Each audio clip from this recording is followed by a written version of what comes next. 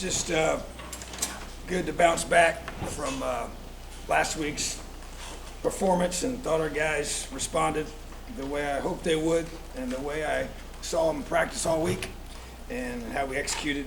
So just really proud of our team. You know, it's a thing that we take care of business, our non-conference schedule, and then now get ready to play the rest of our season in conference play. So it's very important for us to run the football better today, continue to improve our defense, and got a pick six, which is, those are hard to get and fun to get. So really, we're excited for Cam for that, but the pressure caused that. And really defense, the only points they gave up were off that, our first initial fumble and held them to a field goal. So really, they were 3 of 14 on fourth downs, and we were 8 on third downs, and we were 8 for 10. So just did a good job of establishing some things that we needed to do and executing properly and getting a very important win for us. So they're all important, but taking care of business and the team that we needed to, and that's what you do, and now you're ready to move forward into conference play. So questions? John, then Zach. Have you gotten any update on Corey Cronk and how much? We'll know for sure. It doesn't look good, you know. So we'll find out once we get all the information back. But yeah, it could be a tough one. Zach and then Matt. Just to follow up on everything. I mean, did he have to go to the hospital or anything, or is he still here? No, they did the yeah, they did. They looked at him here. They're going to do some more evaluation. So he's on one of those little scooter things, you know. So, but obviously you saw it was his ankle. So, but yeah, it could be it could be tough. We'll know probably more here in a few hours. So, but yeah, he's just, man. I love that kid, man. He's just so tough. And he's given so much to this place. So I hope, you know, it's not the end of the season. But you know, bottom line is that you know, we got a chance to play a couple other guys, and Matt Bedford got to play there in the fourth quarter, and you know, guys got to step up. You know, so it's part of it. Matt and Jeff. As a two-part question, one, when Cronk went out and you saw that the whole team could go over to him, I mean, what does Cronk mean to this team, and what is it going to be like not having a guy that you've had for so long as your reliable starting left tackle going into Big Ten play? Well, first of all, the answer to the first question, what does he mean? I mean, you saw by the way the team responded. You know, it's rare that happens like that. And just, you know, he started ever since he's been here. You know, and he came in when I got here. You know, so he was in that initial class that when I was hired at DC. And so we started together, and so just got a special relationship. And I think even just this last, you know, several months, you know, just with the situation with his grandpa and all that really we got even closer. You know, so he means a lot to our program, and he always will, no matter what the situation is. But bottom line is he's one of our captains, he's one of our leaders, and it's definitely going to hurt losing him if that's the case. But if that is, then you know, other guys got to rise up. You know, that's part of recruiting, it's part of depth, it's part of what you got to do. So I think this team loves him, he loves this team, and he'll always be a special part of it. Jeff and Jim. What kind of lift has Peyton Hendershot given you so far through 4 games? You know, he's just other than fumbling the ball, you know, he's really done well. Sure.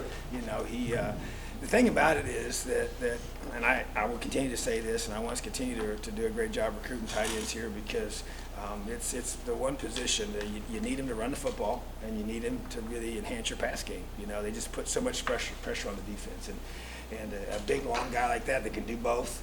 It's athletic enough in space and then physical enough to block. I mean, I thought his blocking's been excellent the last few weeks, and when even going through and watching all the practice reps that I watched, that's one thing that stuck out to me this week was his blocking. You know, and so and I know Kalen loves using those tight ends. You know, and that's one thing that we talked about when he interviewed with me about it was his system. And I watched it. Yeah, the tight end last year caught like 52 balls. You know, from where he came from. So just really feel like that position puts a lot of stress, because it's the run game conflict that those safeties and linebackers get put in that you're going to match up on a guy in that position. So we just, it's a position that we have a lot of value in and need to keep recruiting guys that can run and catch and block. And so he's definitely a special player.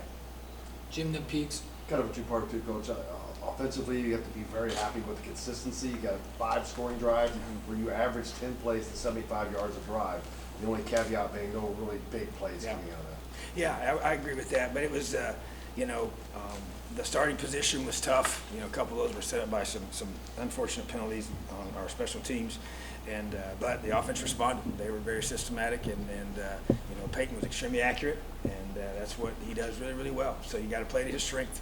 Yeah, you want to create those big plays. It makes it easier for sure to score in chunks. We want to continue to try to create those, but at the same time, you got to do what your team does well. And so but this whole thing here, this whole process, will continue to evaluate Michael and his situation, and obviously Peyton is extremely talented and is a great leader and led us to another win. So he's done that many, many times. So we've got two guys that I really strongly believe in that have played at a high level. So I just think that the execution was very impressive. But I'm telling you, it's exactly how we looked on Wednesday and Thursday this week in practice. So you play like you practice. Peaks and Kevin. You went with Devondre Love a little We bit did. because of Coy and then Matthew Bedford. Yep. What are your options there, and did you like their play? Well, first of all, if you notice, we've not played Matt. That was his first time going, and so you always kind of go through and you think about it this way. Okay, he's a true freshman, and Coy is a rarity. I mean, for a guy to come and play on the offensive line as a true freshman, it's not even so much the physical part. That's one component that's really hard, but it's the mental part. I mean, like I was talking. I met with Matt actually yesterday, just going through things because it can be a lot of things. Because you got one play you have called, and you have no idea what the defense is going to do. Really, I mean, they could line up and play what they line up in. They could shift, they could stem, they could move after the snap, and they could do something that was totally unprepared, planned for. So they got to be ready for all that stuff. And so that's been hard, So we were trying to bring him along slowly, and I thought he had a great practice on Tuesday. I'm talking about Bedford, and then he struggled on Wednesday, and then we said, hey, we're going to try and put him in the fourth quarter once we got to halftime, and so he played, and then so now he's obviously going to have to play. So to me, the red shirt's gone, okay? Because basically, if Coy can't come back, the red shirt's got to be gone, So to me, that's the mindset I would have, and so I'm not bashful to say that because we got to have our guys ready to go, and we got to have depth there, and guys got to play and all that kind of thing. So if that's the case, then that's what we got to do. So bottom line is that we got some guys that need to step up, but if this is what it's going to be, then other guys around. The offensive side of the football got to elevate their level of play. And that's the case with any time somebody goes down that you've relied on for so long. So once we know that and figure that out, then we'll go ahead and plan for moving forward. So, but it's, like I said, I hate injuries. They're tough, but at the same time, other guys got to, step up and fill the void. Kevin and Matt Weaver. Coach, first touchdown drive, I think was 6 runs, 3 passes. The ability to kind of stick with it and establish it, just how important was that?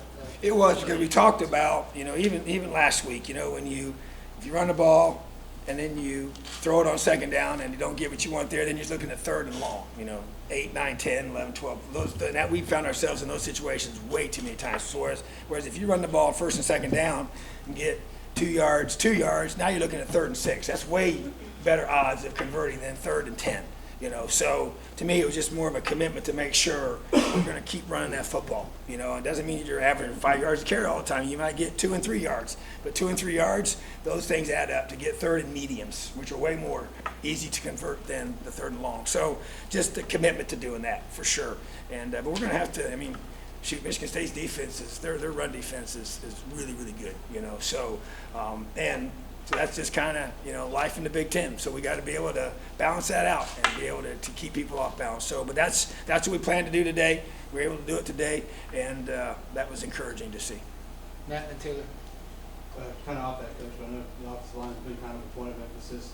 180 yards today, 4.5 yards to carry without your anchor for most of the game. And Coy, how pleased are you with how they performed today? Well, very, because I felt like that. It's hard to compare sometimes, but I thought this team was better than Ball. I thought they were better than Ball State when I watched them on film. And that's just me saying that. So I knew we were going to have it. We had to play well against these guys, and I thought their quarterback could do some good things if he could handle our pressure, and that was tough on him. And he's a freshman. So, but you look at it as a team, and you go through those different things. And I looked at how they played against Illinois, a Big Ten opponent, and we have some kind of commonalities with all that. So I just felt like that with all that being said, and even without Coy for most of the game, we did some good things that we needed to do. And it was very important for this to be this way. And like I said, I didn't, rant and rave all week. We just challenged our guys and stuck to the process of what we believe in, and we've recruited well, and we just got to keep getting better. And all we got to do is we just put all our energy into that one game each week. That's all we do. Focus on one team, 1 week, everything we can do to win that game, and that's all we focus on. And that's the way it's going to be the rest of the season. So just take them one at a time. And I thought our guys, just really proud of the way they responded. They got rewarded with a good performance, which is great. Taylor and then John. Coach, you talked about run fits on defense. You were really emphasizing this week during practice. You guys allowed 51 rushing yards today. Was there any one thing that you felt clicked with the defense during practice this week, or was it kind of that it was a Yeah, well, if I had to pinpoint one thing, I think that, we purposely made some adjustments schematically, just some things that I, just said this is what we're going to do.